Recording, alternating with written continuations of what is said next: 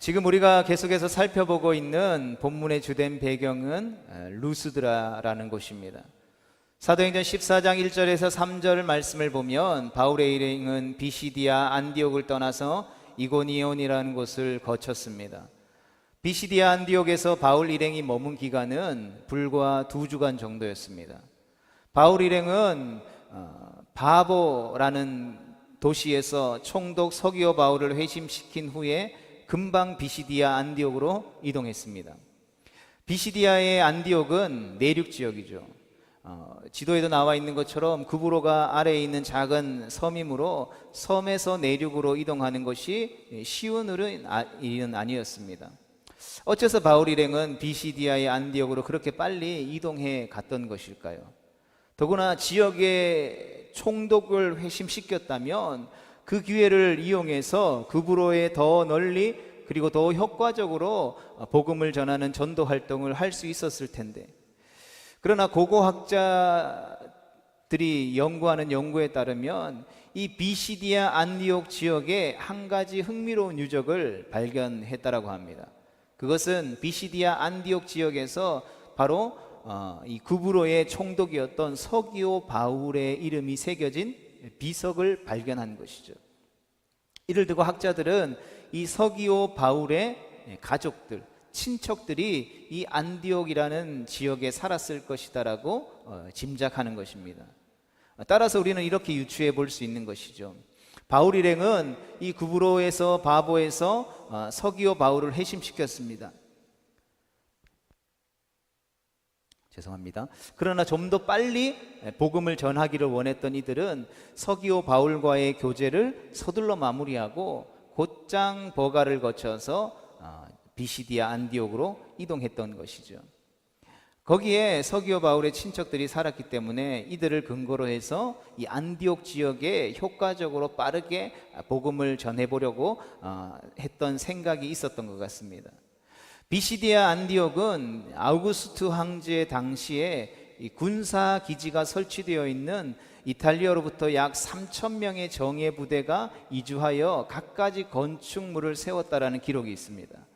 이후에 비시디아 안디옥은 가이사라의 식민지라고 불리면서 이 아시아, 지금의 터키 지역이죠. 이 터키 지역을 통치하기 위한 로마의 제2의 수도가 되었습니다. 주민들은 그리스어를 썼지만 이 도시의 공식적인 언어는 라틴어였죠.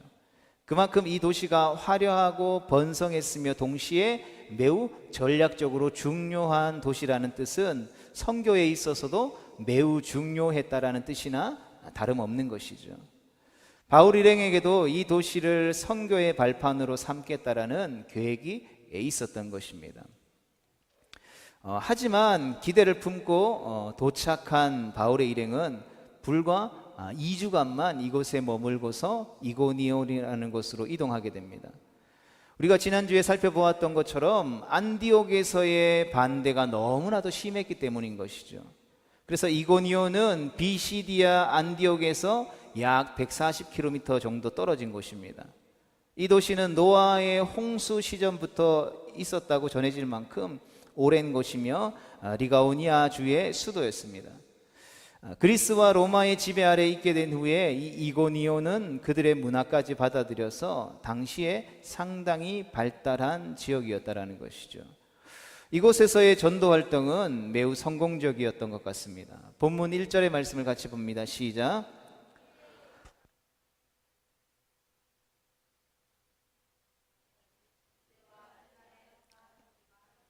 아멘. 그러나 2절에 이어지는 2절의 말씀을 보면 이렇게 나옵니다. 그러나 순종하지 아니하는 유대인들이 이방인들의 마음을 선동하여 형제들에게 악감을 품게 하거늘. 아멘. 바울의 일행은 이고니온에서 적지 않은 성도들을 얻게 됩니다. 그러나 그만큼 반대하는 무리도 나타나서 바울과 바나바의 전도 활동을 방해했던 것이죠.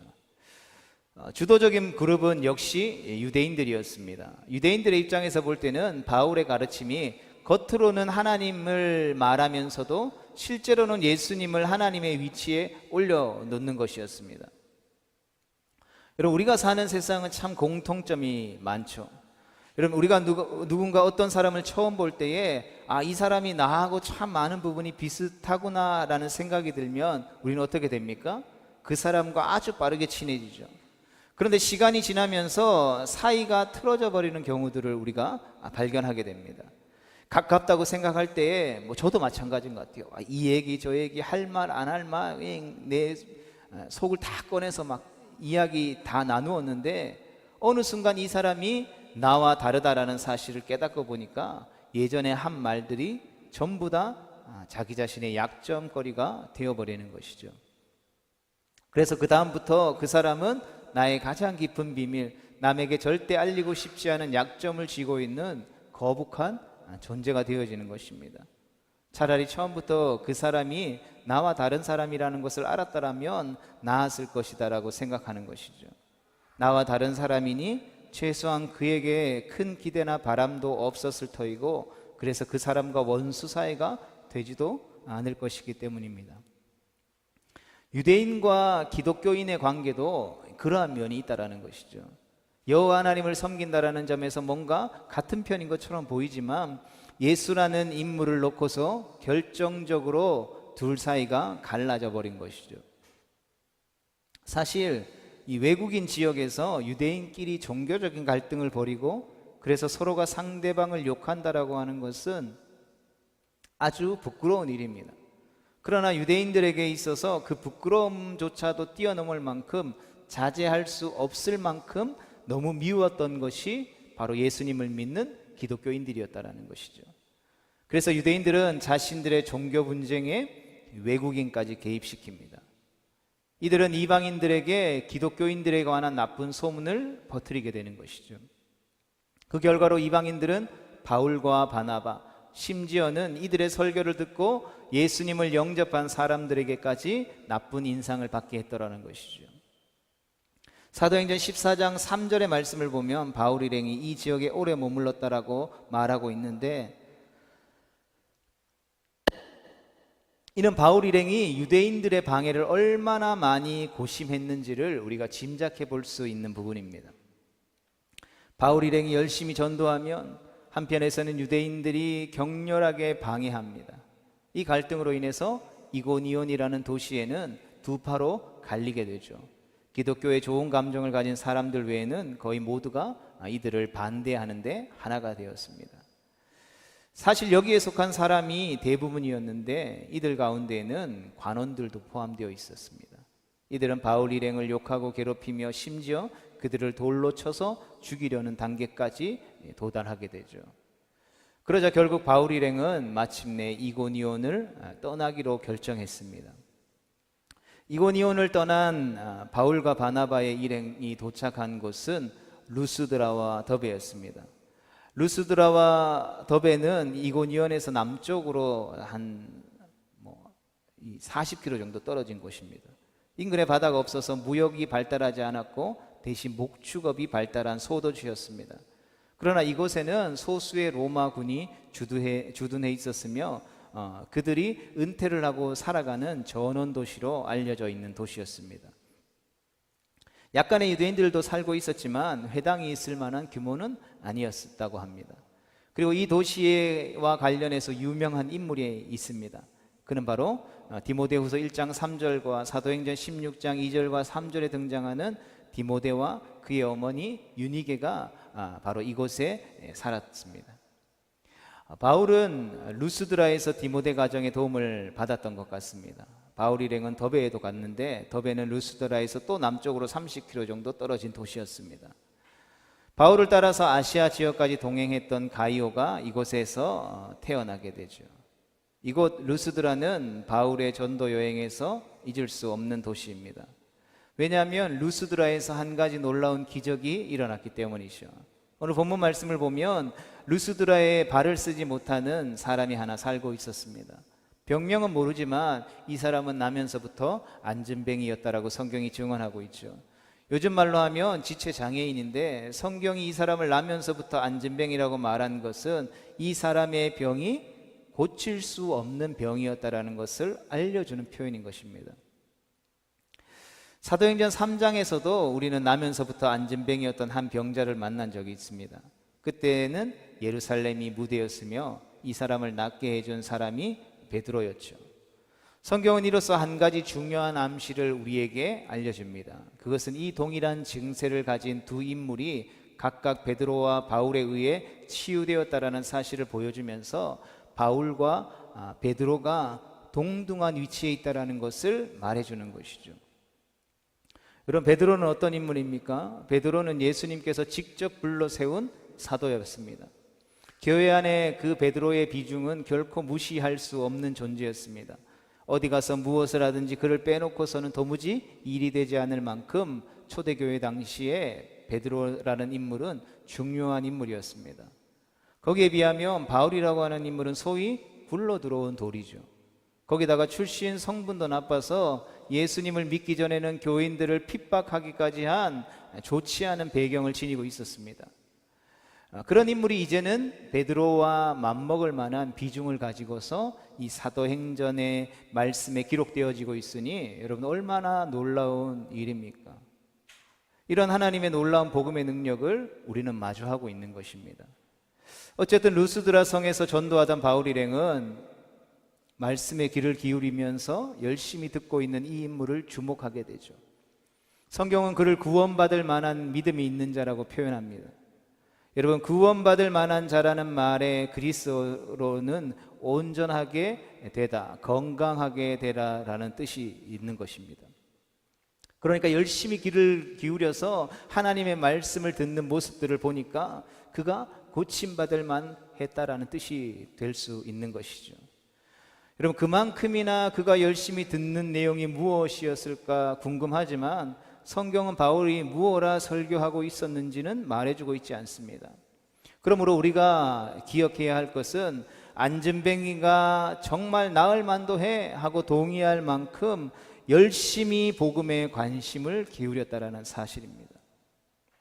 그런데 바울이 내 발로 일어나 걸으라고 말할 때에 이 사람은 어떻게 됩니까? 순식간에 일어나 걷게 되는 것이죠. 머뭇거리거나 뜸을 들이거나 차츰 걷는 것이 아니라 즉시 벌떡 일어나서 걷더니 금방 뛰어다니게 되었다라는 뜻입니다. 여러분, 우리가 몇 시간, 몇십 분만 앉아 있다가 일어서도 갑자기 막 이렇게 움직이는 게 쉽지 않죠. 한 자세로 가만히 있다가. 그런데 나면서부터 앉아만 살았던 이 사람이 여러분 어떻게 되었다라고요? 순식간에 뛰어다니게 되었다라는 것이죠. 걷는 것이 무엇인지 경험해 보지 못했던, 뛴다라는 것이 무엇인지 알지 못했던 사람이 순식간에 뛰어다니게 되었다라는 것은 참으로 있을 수 없는 일인 것입니다. 그러하게 이 광경을 보던 모든 사람들이 외치게 되죠. 신들이 사람의 형상으로 우리 가운데 내려오셨다. 이런 이 말은 사람의 능력으로는 절대 이런 일이 일어날 수 없다라는 고백인 것입니다. 사람들은 즉시 그들의 고백에 걸맞는 행동을 하게 되죠. 그들은 바나바와 바울을 각각 제우스와 헤르메스라고 불렀습니다. 여러분, 제우스라는 신은 그리스의 신화에서 신들 가운데 으뜸이 되는 신입니다. 그리고 헤르메스는 제우스의 대변자 역할을 하는 신으로 알려져 있죠. 사람들은 바울과 바나바를 따로 세우고 대대적인 환영 행사를 준비하느라 바빴습니다. 성 밖의 신전에서 이들을 영접하고 예배할 제사장들이 도착하고 이들에게 바칠 소와 많은 꽃들도 준비되었습니다. 여러분, 이렇게 부산스러운 광경을 보던 바울과 바나바가 어떤 반응을 보였습니까? 14장 14절의 말씀이죠. 같이 읽어보겠습니다. 시작. 두 사도 바나바와 바울이 듣고 옷을 찢고 무리 가운데 뛰어들어가서 소리 질러 아멘. 여러분, 안진뱅이를 고치는 광경을 본 사람들은 놀라서 떠들었는데 모두가 그 지역의 방언으로 말했다라는 것입니다. 따라서 바울과 바나바는 이들이 도대체 무슨 말을 하고 있는지를 알아들을 수 없었다라는 뜻이겠죠. 그러나 바울과 바나바는 곧 그들이 무슨 일을 벌이는지를 알아차리게 됩니다. 그리고 그 즉시 바울과 바나바는 옷을 찢으면서 사람들 사이로 뛰어들게 되죠. 성경에서 우리는 이러한 장면들을 자주 마주하게 됩니다. 여러분, 유대인들은 참을 수 없는 분노, 비통한 심정, 절망이나 증오의 감정이 일어날 때에 자기의 옷을 찢곤 했습니다. 옷이 찢어지는 그 모습처럼 자기의 마음이 찢어진다라는 표현인 것이죠. 바나바와 바울은 옷을 찢으면서 자기의 마음이 이처럼 황당하고 어이가 없음을 표현했던 것입니다. 그들은 그리고 부르짖었습니다. 여러분, 이게 무슨 짓입니까? 우리도 여러분과 같은 사람입니다 라고. 바울과 바나바는 자신들이 신과 같이 높임받는 것을 결코 용납할 수 없었다라는 것입니다. 무엇보다도 그들도 사람이었다라는 것이죠. 여러분, 사람은 하나님처럼 높임받을 수 없는 것입니다. 그러나 바울과 바나바의 말을 계속 듣다 보면 이보다 더 중요한 이유가 있었는데, 안전뱅이가 나은 것은 바나바와 바울이 한 일이 아니라 하나님께서 하신 일이었기 때문이라는 것입니다. 요컨대 하나님께서 받으셔야 할 영광을 인간 바울과 바나바가 받는 것은 주제를 모르는 일일 뿐만 아니라 도둑질하는 것이라는 것입니다. 하나님께서 일하셨다면 그에 따른 결과로 하나님께서 높임받는 것이 옳은 것입니다. 이것이 바로 바울과 바나바가 그들의 환대를 그처럼 완강하게 거절했던 이유인 것이죠. 여러분, 이것이야말로 우리가 주목해야 할 중요한 주제인 것입니다. 여러분, 이 주제는 스스로를 하나님의 사람이라고 고백하는 사람이 영원히 잊지 말아야 할 교훈이기 때문인 것입니다. 여러분, 이 문제를 우리가 보다 깊이 생각하기 위해서 우리는 이렇게 질문해 볼 수 있어야 합니다. 내가 하나님의 이름으로 무엇인가를 했습니다. 그렇다면 하나님의 이름으로 무엇을 했다라는 사실을 증명하는 방법은 무엇이겠습니까? 여러분, 우리가 무엇인가를 하나님의 이름으로 행했습니다. 그런데 그것을 우리가 하나님의 이름으로 행했다라는 사실들을 증명할 수 있는 방법이 무엇이냐라는 것입니다. 여러분, 우리는 하나님의 자녀입니다. 우리는 그분의 힘을 공급받아 살아갑니다. 그분이 베풀어 주신 은혜 아래서 살아가는 것이죠. 그러하기에 우리의 가장 간절한 소원은 그분에게 영광을 돌리는 일이라는 것입니다. 여러분, 그렇다면 도대체 하나님께 영광이라는 것은 어떻게 해야 하는 것일까요?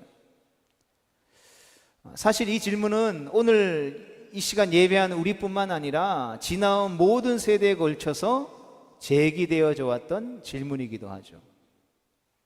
사람의 제일 되는 목적이 무엇이냐라고 할 때에 하나님께 영광 돌리는 것이 사람의 제일 되는 목적이다라고 이야기하죠.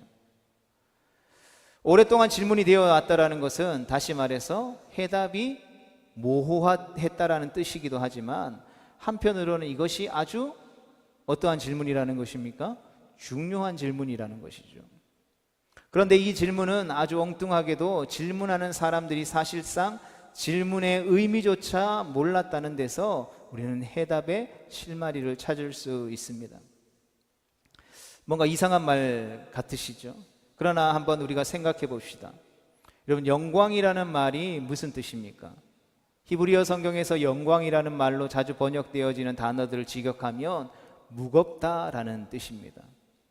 이 단어로부터 우리는 하나님을 영화롭게 하다라는 의미를 유추해 내게 되는 것이죠. 다시 말해서 우리가 하나님 앞에 영광을 돌린다, 혹은 하나님을 영화롭게 한다라는 것은 결국 그분을 어떻게 생각한다라는 것입니까? 무겁게 생각한다라는 뜻이죠. 신약 성경에서는 우리가 보통 영광이라고 번역하는 단어는 원래처럼 보이다, 좋게 생각하다라는 뜻으로 나오고 있습니다. 이 개념으로부터 우리는 소위 영광이라고 하는 것이 옳게 여기다 혹은 존중하다라는 개념을 담고 있다라고 정리할 수 있는 것입니다. 그러므로 하나님을 영화롭게 한다, 하나님께 영광을 돌린다라는 말은 우리가 그분으로 인정하고 기뻐한다라는 것이라고 풀이할 수 있는 것이죠. 그러나 하나님께 영광을 돌린다라는 것은 이런 뜻으로 사용되어지지 않는다라는 것이죠. 하나님의 영광은 우리의 삶 속에서 무엇과 가장 많이 연결되어집니까? 성공과도 너무 자주 연결되어지고 성공과 자주 혼동되어져 왔다라는 것이죠.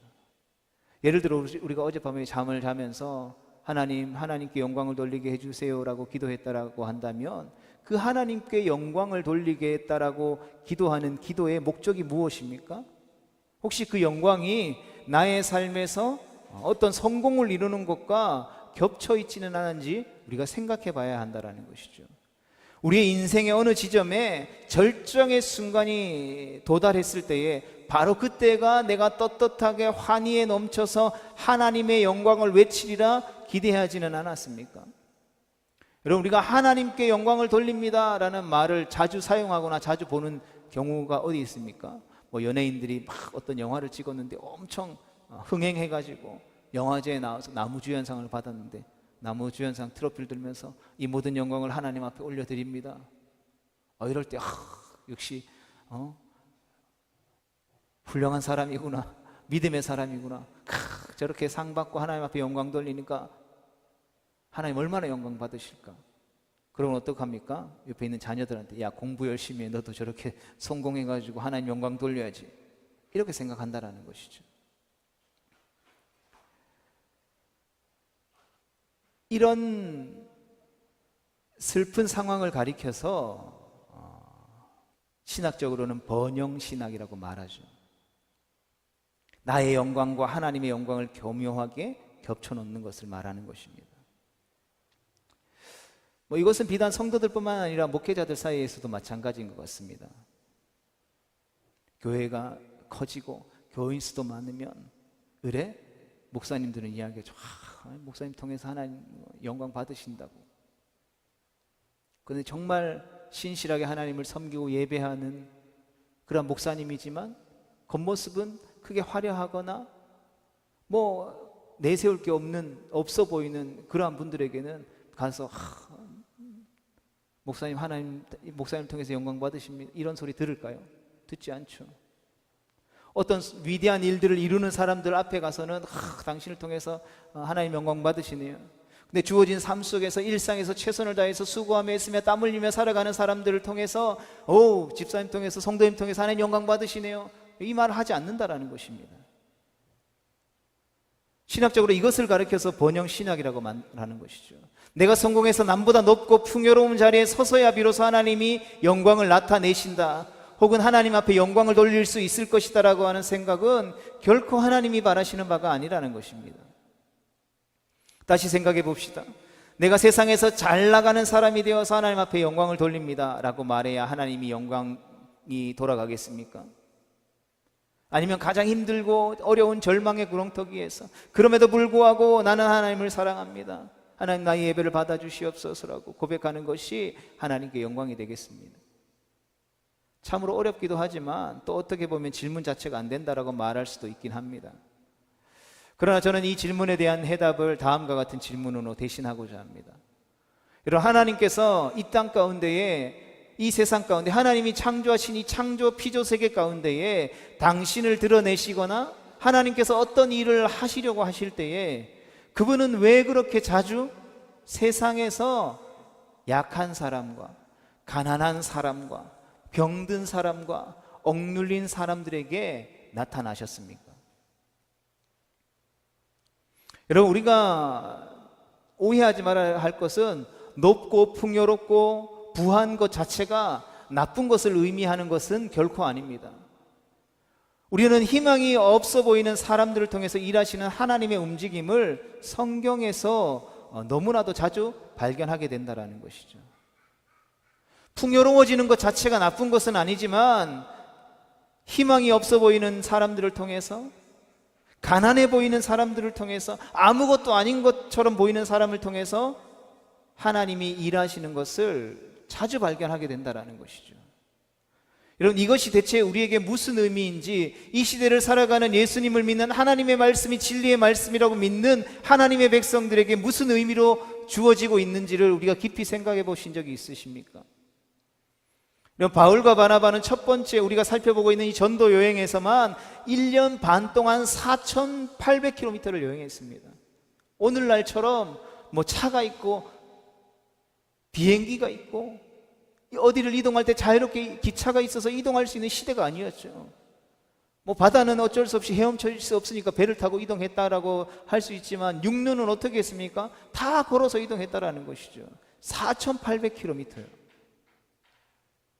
그 사이에 그들이 겪은 그 무섭고도 위험한 일들을 생각하면 우리는 어떻게 이렇게 생각할 수 있습니다.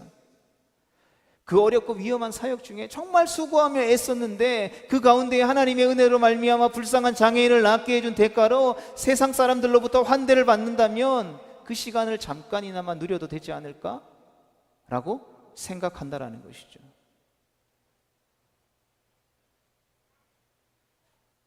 이에 대한 바울과 바나바의 대답은 무엇입니까? 절대로 그럴 수 없다라는 것입니다. 그들은 그 환호가 넘치는 순간에도 자신이 누구인지를 잊지 않았다라는 것입니다. 우리는 하나님의 종이며 이 영광을 받을 만한 분은 오직 하나님 한 분밖에 없다.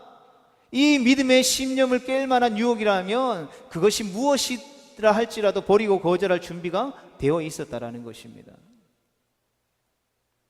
그들은 하나님이 서야 할 자리에 스스로 자신을 세우지 않았다라는 것이죠. 그들에게서 하나님께서 일하셨으므로 하나님이 찬송받으시는 것은 당연했다라는 것입니다.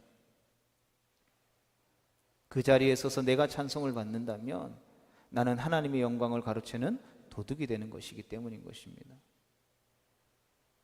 여러분, 하나님 앞에 영광을 돌린다라고 하는 떠들썩한 찬송보다 더 소중하고 귀중한 고백이 바로 여기 있는 것이죠.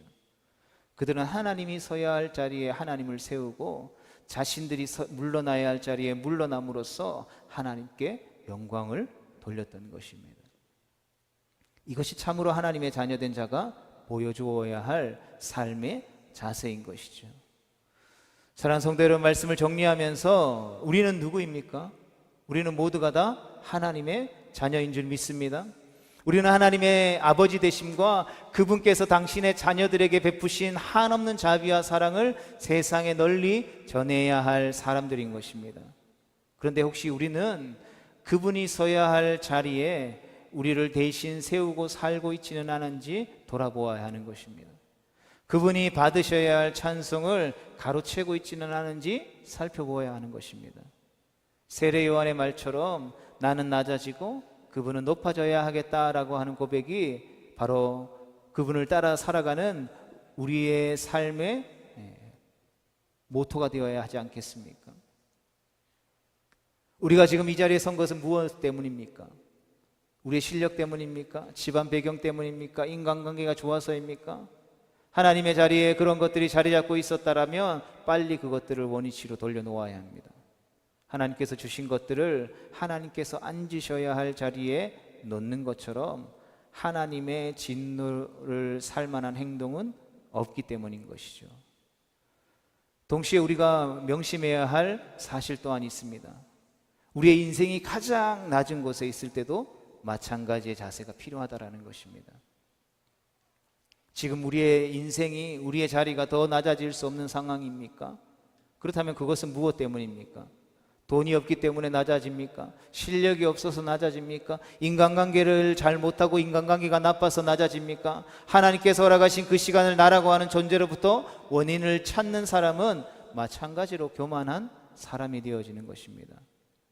그러기에 우리가 기억해야 할 것은 우리의 인생이 정점에 서 있든지 아니면 가장 세상에서 낮은 곳에 있든지 어느 위치 어느 자리에 있든지 상관없이 그 자리에서, 부르신 자리에서, 내 삶의 중심에서 가장 찬양받으셔야 할 분은 언제나 하나님이셔야 한다라는 것입니다.